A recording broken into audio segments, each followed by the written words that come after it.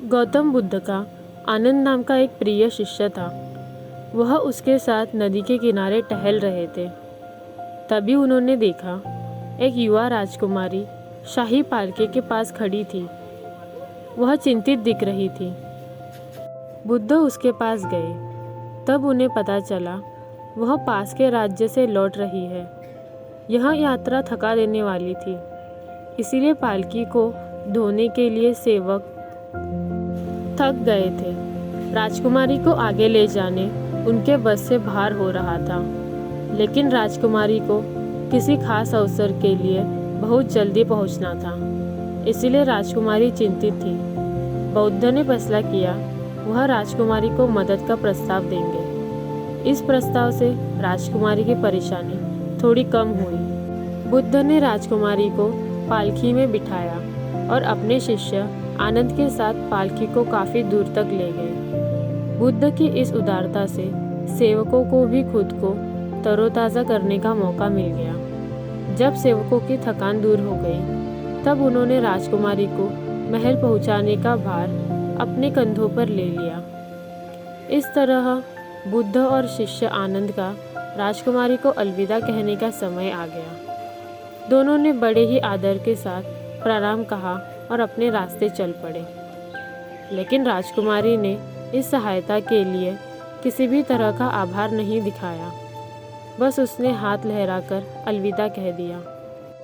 आनंद राजकुमारी के इस बर्ताव से अंदर ही अंदर काफ़ी नाराज थे, लेकिन वह चुपचाप चल रहे थे, इस उम्मीद में कि बुद्ध इस पर कोई प्रतिक्रिया देंगे।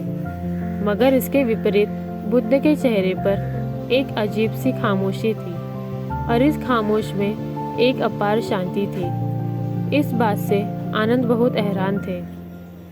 अब चुप रहना उसके लिए मुश्किल हो रहा था। उसने नाराज़गी भरी लहजे में कहा, वह हमारी सहायता के लिए थोड़ा तो आभार व्यक्त कर सकती थी। क्या आपको नहीं लगता उस राजकुमारी को शिष्टाचार सिखाने की ज़रूरत थी?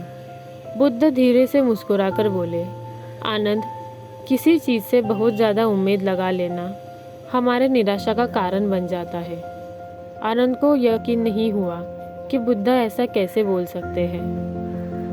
आनंद ने कहा, हम उसे इतनी दूर तक ले गए, कम से कम वह मुस्कुराकर अलविदा तो कह सकती थी। क्या एक मुस्कान भी उसके लिए बहुत कीमती है? बुद्ध, मुझे सच में गुस्सा आ रहा है।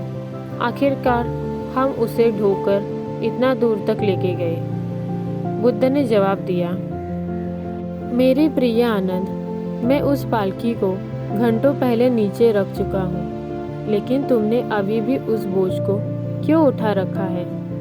बुद्ध कहते हैं, सकारात्मक लोगों को भी नकारात्मक विचार आते हैं, बस वह खुद को उन विचारों के नियंत्रण में आने नहीं देते हैं। विचार मेहमान की तरह है, उन्हें आने दो और जाने दो। तो दोस्तों, इस कहानी से हमें गौतम बुद्ध यह सीख दिलाना चाहते हैं कि किसी चीज़ से बहुत ज़्यादा उम्मीद लगा लेना हमें नकारात्मक सोच की ओर ले जाता है। कोई कितना भी सकारात्मक क्यों ना हो, उसे भी नकारात्मक विचार आएंगे। बस हमें खुद को नकारात्मक विचारों के नियंत्रण में नहीं आने देना है। विचारों को मेहमान की तरह समझना चाहिए, जिन्हें हम आने देते हैं और जाने भी देते हैं। नमो बुद्धाय।